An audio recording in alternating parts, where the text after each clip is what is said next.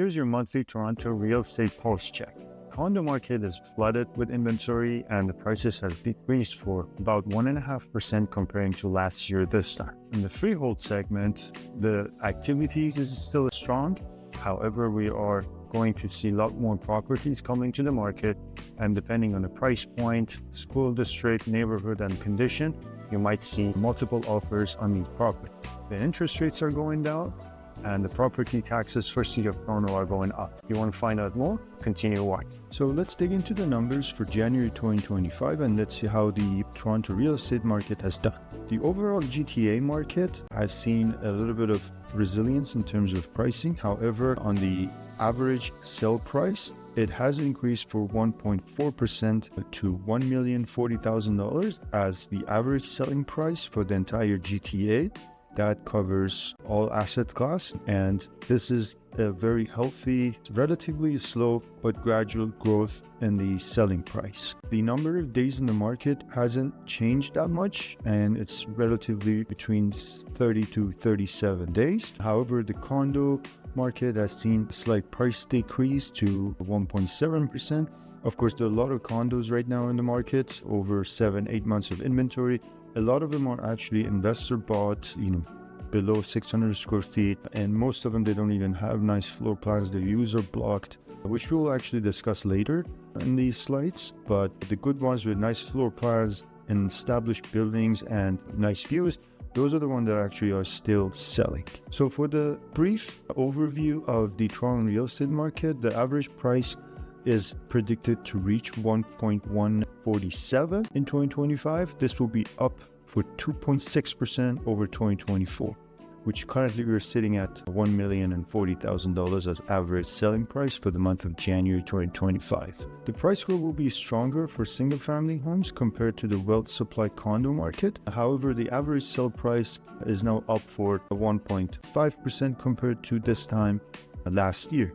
This means that the overall value is still appreciating, but on a much slower pace. As all you know, Bank of Canada has dropped interest rates and now they are down to 3%. So the prime rate is somewhere between 5 to 5.2%. And that's your starting point when you want to look at the mortgages. Most of the sales actually being done on the $600,000 range. And that's where you see most of the activity. And don't forget, City of Toronto just approved 6.9% increase in the property taxes for the properties within the City of Toronto boundaries. So we'll see how that will affect overall. You're not going to see the difference, but still that's an increase which will have some impact on people's decision-making process. Sales activity has slowed during January due to the seasonally low activity. Obviously, a lot of the January is basically, the market is stalled and people are busy with traveling and holiday season. So it's seasonally expected that activities will slow down in January. Fixed rate mortgages are in the 3.99% range. This is the first time that they're this low in 2 years. That indicates, there could be some affordability improvement for a lot of the buyers.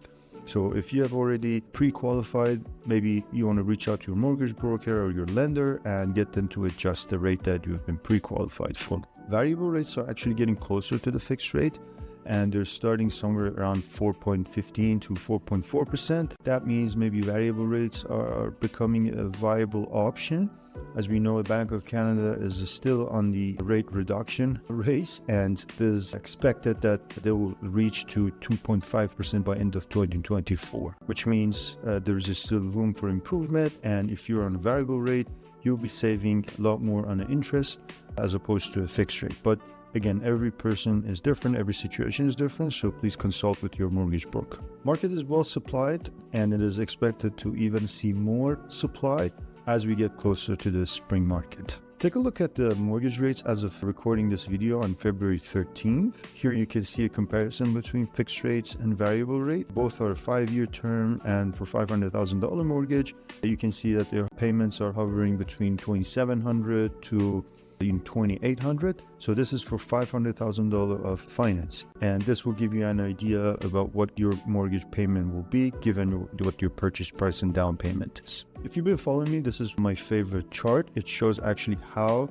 the interest rate change will affect the overall sell price. So this is when Bank of Canada started to reduce the rates, and this was the last one in January, which we're now at 3%. And as you see, the overall sell price is kind of going sideways and hasn't, done a huge increase or decrease. So a lot of these peaks are actually in the March or March to May period, which is usually the busiest time of the year, and that's when you usually see most of the price improvement.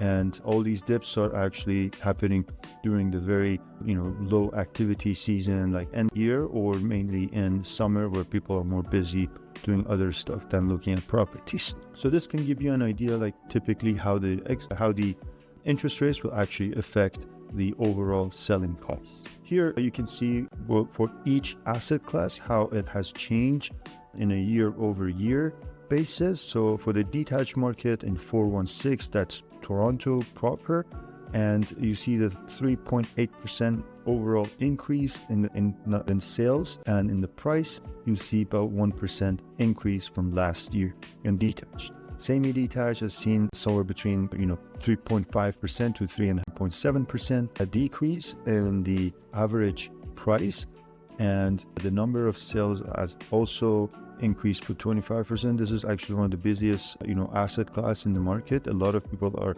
moving up from townhouses or condos to semi-detached, so that's where you see a lot of activity. And townhouses are actually the most popular one in the market. Their average price is $941,000, so it's still sub $1 million, and that's where a lot of people can get easily qualified. If two people are working and the household income is sufficient, most likely will be able to get qualified for this rate. And given the fact that you're not required to put 20% down as minimum, this helps a lot of people to get into the market. And as you see, it has seen most appreciation among all other asset classes. And of course, going back to the condos, the overall price has decreased, and in overall the market is seeing a lot of active listings. So as you see here, 70% increase since last year. That's a huge increase in terms of the active listings and the new listings. So remember, a lot of these active listings are the properties that might have been already listed and they're not terminated and brought back to the market. So this will tell you actually how much options are available and how people can have a better negotiation power. So what will happen now? What you should know for the rest of 2025. Obviously, with all the political and economic uncertainties and tariffs, this will affect a lot of people's decision. If the unemployment rate increases, there will not be any work to support people's mortgage payments, so you're not going to see people buying houses. But it all depends on how this pans out. Mortgage rates are actually well below the 2-year average, so you would see if this situation remains. You see the 5-year bond yields, which is the main pricing mechanism for fixed rate mortgages, stay within the 2.6 or 2.8%. Therefore, the fixed rates are somewhere between 3.99 or 4%, which is obviously improving affordability comparing this time last year. Just as an example, I myself got my mortgage in April, and back then a 3-year fix was the lowest rate you could get, and it started with 5.1%. And now we're looking at 4.1%. So that's a huge difference now. And of course, it helps a lot of people, with being able to better budget for their home purchase. So should you buy now or wait? Well, if you're going to hold for 5 years or longer, there's a good chance that condos are going to come back in 2028 and 29.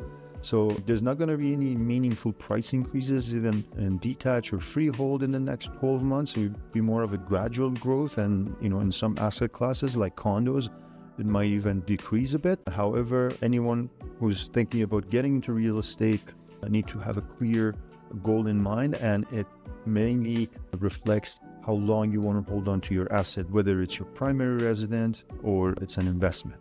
Minimum 5 years is when you're actually going to see some meaningful appreciation. Now, with the single family homes, if you're a seller in that asset class, popular areas, great school districts and parks are still seeing good activities with multiple offers, but the selling price is within expected market value. So if some of the properties that are listed now as offer nights, they're usually 20 to 30% below the market price, and that's either advertised. However, the market value is what the recent sold properties are. So that's where they're going to sell the most. For the semi-detached is one of the hottest property types in the market right now, along with townhouses. The start point for the semi-detached homes are 1.2 to 1.5, depending on the condition, neighborhood, but they're seeing a lot of activities. And obviously, as we get closer to the spring market, the inventory will grow and we're going to have a lot more properties being listed.